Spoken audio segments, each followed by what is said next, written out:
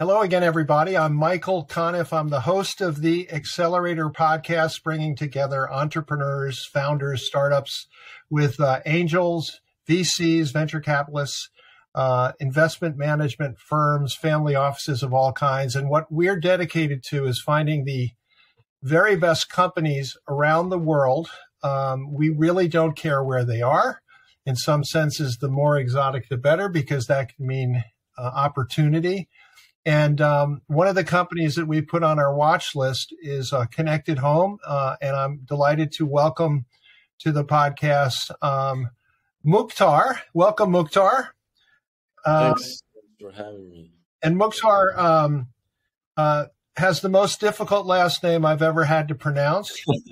I'm going to try Quonshabili.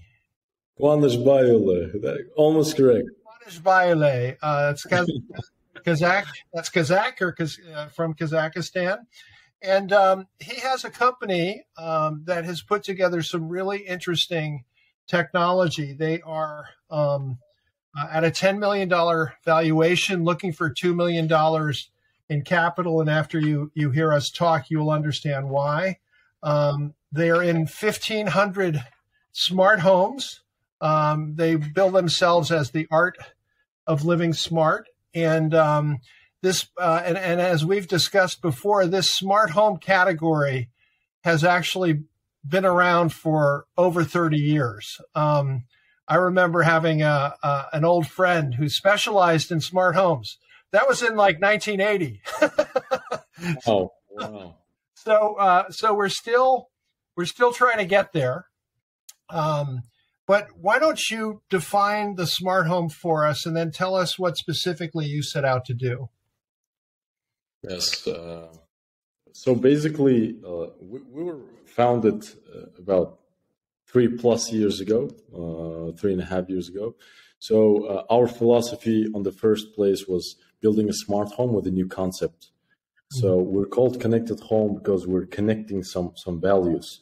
So the main 4 values we have is first of all, it's a security. Second, it's sustainability, using less electricity, using less water. And third of all, it's comfort. And 4 is health, which is very important these days. And basically, we have a concept of living smart, not only through the technology, but also with the whole ecosystem, we call it. So basically, you're living like in the hotel. You're living in the condominium, like in the hotel. You're using some of the services that this building condominium has, or the closest buildings have. Some of the services, like cleaning services, you subscribe for a cleaning service. You subscribe for delivery. You can have some things delivered from the store because some like moms alone at home cannot go for the diapers. Those kind of services, but also through the devices, we also provide the information, the necessary information that lets you decide whether to how to react to for example, air quality. Your health is very important, right? So we're showing the CO2 level from different devices. We show you the most necessary information and let you decide what to do or automate this process. On top of that, we have the services so that you could live comfortable, like you could relax in your house, right? These days, the house has become, our brains are become more and more, how to say, there's too much information we receive every day. And we get stressed, and the home should be the place where we relax, where we feel comfortable, where we feel the most healthiest we have, we feel most productive for some people because they have the offices there. And basically, yeah, so it's the art of living smart, meaning the health, these 4 values, and the services that provide the most comfortable life. And it's not just the technology in the home, which I want to talk about, because I think that's sort of unique, but also the connectivity to external data, to external services, right? So it's not just the home, and it's not just, you're in the igloo and you don't really care about what happens outside. It's more, it's also the integration of information, data, services, right? In your concept. Do I have that right? Yeah, absolutely. Because it's not only the devices itself. Usually people think when you say smart home, it's only the devices. They buy some devices, put in their house, and the curtain opens. Hey Siri, like turn on the light. That's it, basically. But oh, my Mac activated. Sorry. And and also we build all these services addition. You need your smart home for your Mac too, I guess, right? Yeah, it's all connected. Like we can integrate. Yeah, it's all connected to the Apple Home application, connected home. Let me ask you this, because I am one of those who associate it with technology, and I think we can broadly say it's under the Internet of Things category, because you're connecting many devices, all of them, I assume, primarily over the internet.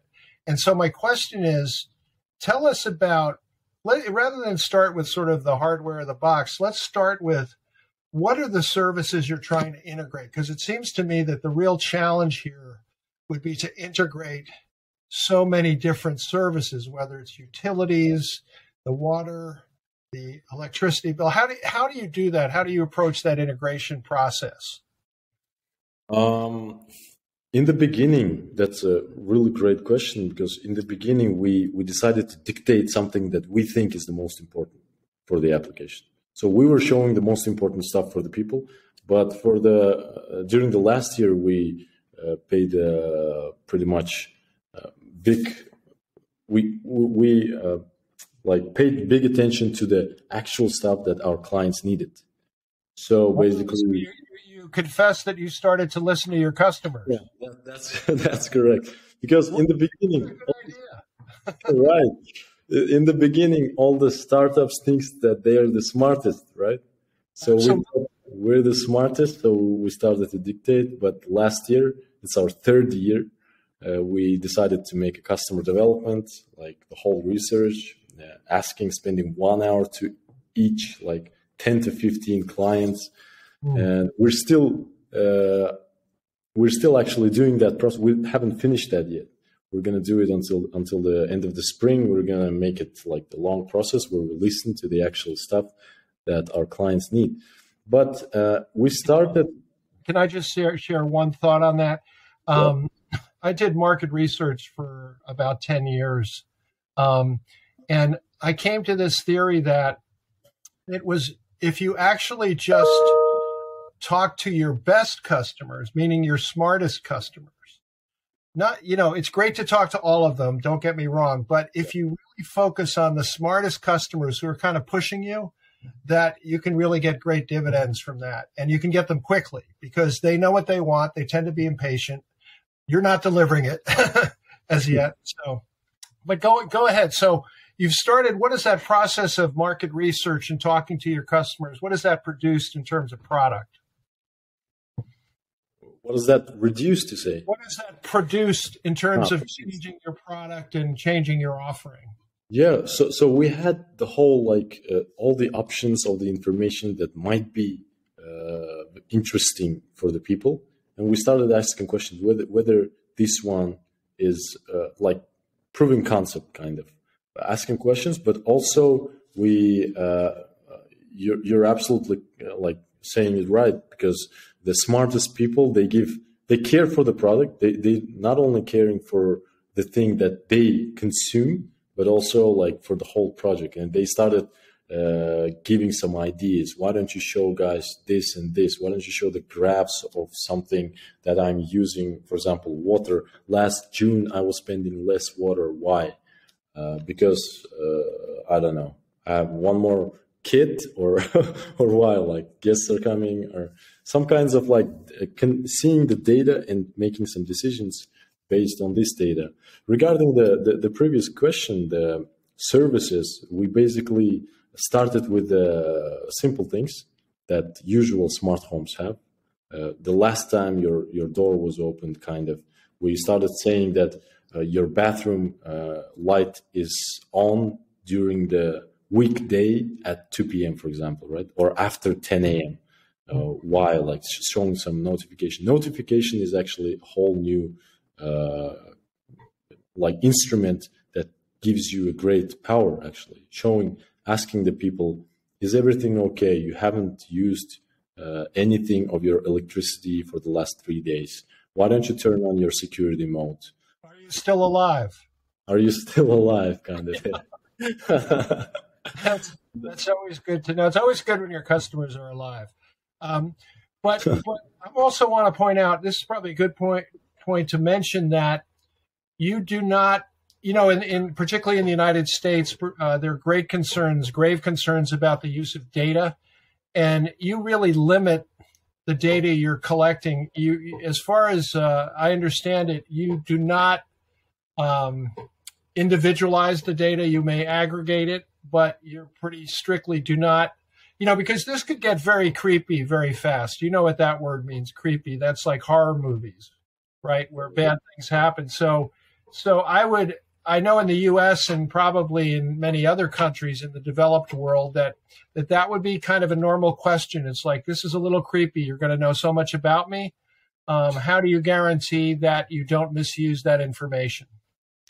I absolutely agree with you, because one of the reasons that the U.S. is not, it's on one of the last places where the IoT is developed. Actually, the Southeast Asia, it's on the first place. The China, like there's a lot of IoT device on the first and second place. This area, like Asia, Southeast Asia, and then goes Europe, and then goes the U.S. So basically, one of the reasons why US people are not using a lot of even the Google stuff, Google Home, right, and all these IoT instruments, is they're afraid of the personal data.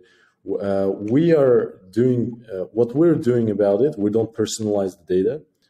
As you said, we don't attach a name to it. For example, you can even log in without telling your name, kind of. Mm-hmm. We just without telling any information. So we only analyze the data, for example, which might be valuable for our product or for some other products. Is like, for example, how many times the door was opened before it broke down. This just was one of the examples, right? The factory says it opens 10,000 times until it breaks. But we actually saw from the sensor that it opens 5,000 times and it breaks. That's like one of the simple examples. But I would think that would be very helpful if you could do that for the refrigerator door, so that people could watch their diet. That's actually a great idea. I'm gonna write it down, Michael. You open the refrigerator door, 5 times after 8 p.m. and you gain 20 pounds. So. But let's get to the meat of this, in the sense that to do this you have to really provide some pretty good technology to even approach this kind of problem in the home. Tell us about the technology you've developed. Tell us about. I know there's a black box, but let us understand what I'm putting in my home and what I'm getting for that. What I'm really getting. Mm-hmm. The technology itself, we started from the hardware. We started producing the hardware ourselves, where it's like we're using the knowledge from Russia. We consulted with them, and also like we started from the hardware, and on top of that, the building of the development of the firmware, software, the application, all these layers of technology that we actually mixed up to bring these values, right? So you're asked, what are we getting? People are getting the devices on the first place, where all this software is playing, right? The devices itself, and on top of that, on the second layer, the information about this area. So CO2 level in this area, for example, in Astana, in our city. During the winter time, it's the air is very polluted. For example, you should see that. You should should you go for a run today in the morning, tomorrow in the morning, or not? Because the air is kind of polluted. That external data, but help me understand internally within the home. And I think you're looking at a $5 a month subscription price for the service. Is that right? Do I have that right?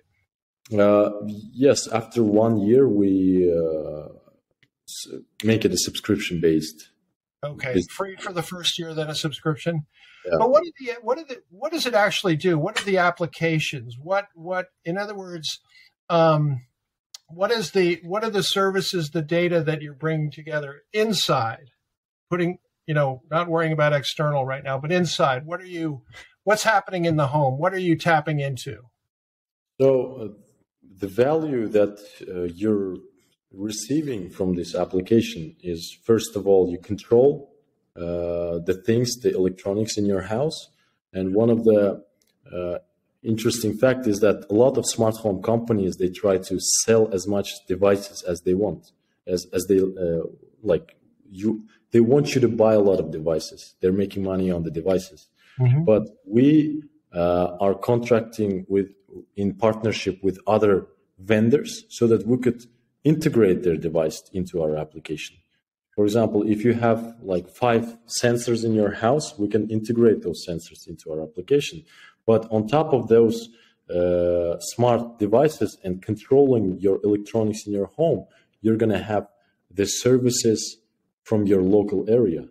So you're going to live in your house without cleaning it, for example, right? So mm-hmm. You can have people clean it. You can use all the hotel kind of services within one application. Hotel in a home kind of thing. Yeah, hotel in a home kind of thing. And also, in addition to that, like in our business model, we sell basically to the developer companies. So we don't sell to 1, 2 apartments. That's why we build the whole ecosystem. So this is important. You're business to business, and so you would go to people who are building new condominiums, right? Both existing, but also new builds you can go into, and you can then have the potential of signing up as a cable television provider did in the old days. You have the potential of signing everybody up. So when you go into a building, what's your experience so far in terms of penetration and percentage of people who get the service in Kazakhstan? In Kazakhstan right now, this is a platform where we pilot and test and see what people like, kind of. But our main mission is going outside to other countries. The US is very interesting market for us. At this stage, we're making as much smart homes as possible. So we sell the single smart home package for a very cheap price and try to make it as much as possible. At this point, what would a very cheap price be? Give me some specifics if you can. In Kazakhstan, it would surprise you. In Kazakhstan, it's $300. What does that get you? The box, does that get you a year of service? What does that buy you? That gives you the installation, the devices, 4 sensors, some of the modes like security modes or the modes where you can turn off everything but your modem, of course, Wi-Fi and refrigerator. So like basic package for $300. Already installed in your apartment, right? And do you have to pay a fee in the first year, an ongoing fee to keep that going? On the first year, you don't have to pay anything. But on the second year, the subscription kicks in. Yeah. On the second year, it kicks in with your utility costs. So you don't have to attach your bank account to the application or somehow pay it differently. You pay your utility, and with your utility, you're paying, I don't know, $10, $5 just for the smart home. It's Kazakhstani money. You're actually billing it through the utility? Yeah. So we want to make the communication, the interaction through the already familiar channels, right? So you don't have to like somehow sign another contract, attach your bank account. You just pay it with your utility. Okay, so let me just stop you there because, I want to repeat that we're here with Mukhtar, the CEO of Connected Home, and I said Kazakhstan, but you pronounce it. It's better to pronounce it your way. Kazakhstan. Kazakhstan. I'm never going to do I don't know, but some people call it Kazakhstan. Yeah, but it's Kazakhstan.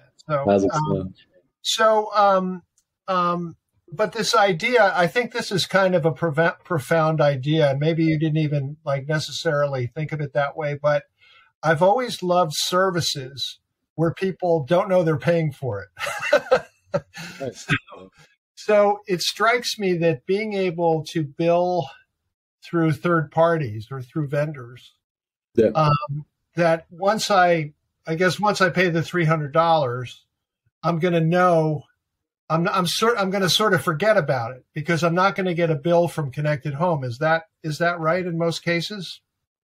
That's correct, but there's one correction that I want to make is that you're not paying the $300. You're buying the apartment. So you're just buying an apartment. You're not paying separately. You don't know that you're paying for it. Yeah. So you're getting the apartment already. Yeah, smart. So you're paying with the utility. It's all smart. You have all the services. And when you buy your condo, the $300 is built into the purchase. Is that right? Right. Okay. Well, I think that's kind of brilliant, actually. I didn't realize that. And I think that's, again, this idea that people don't know what they're paying for. Now, this can come back to bite you.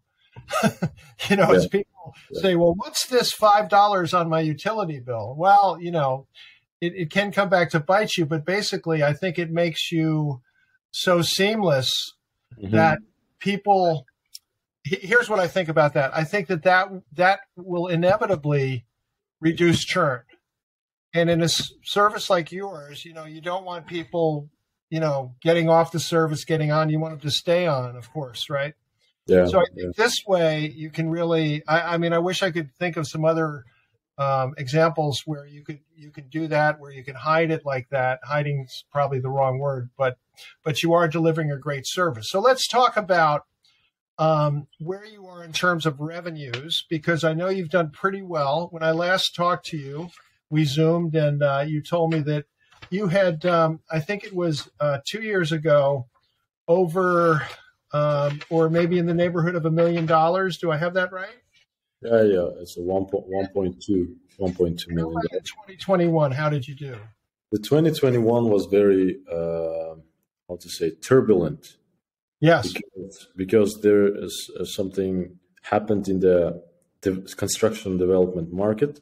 All the materials during March of 2021 gone very high.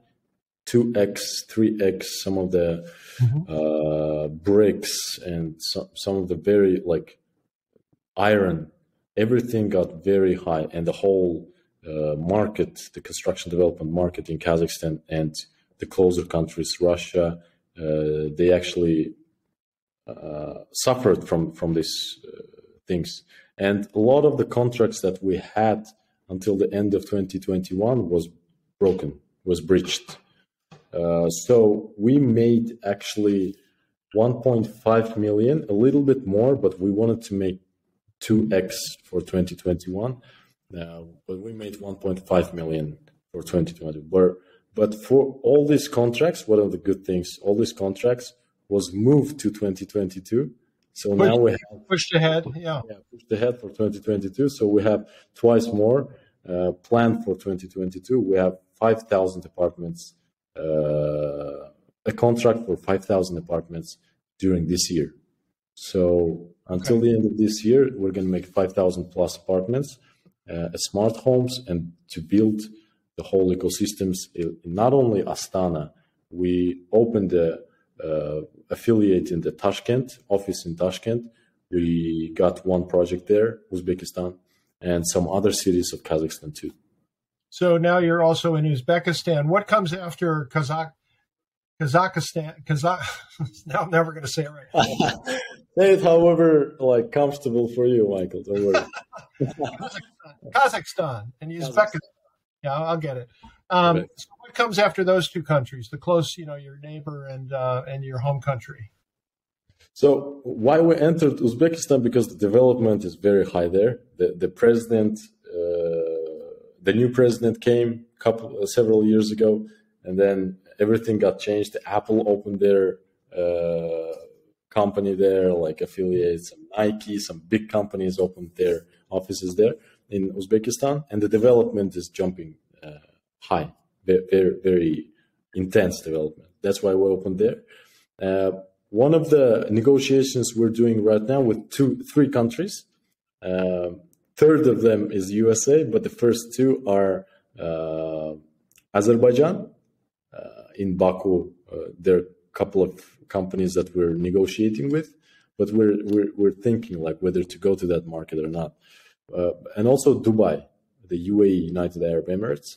The development is very intense there, as always. During the last 40 years, it's very intense. A lot of buildings are still building in the city, across the city, and they're big buildings generally. Big right? buildings. We're talking about some of them are gigantic.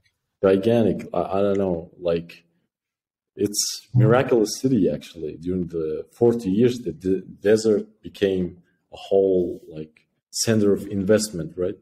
Yeah. So a lot of development companies there.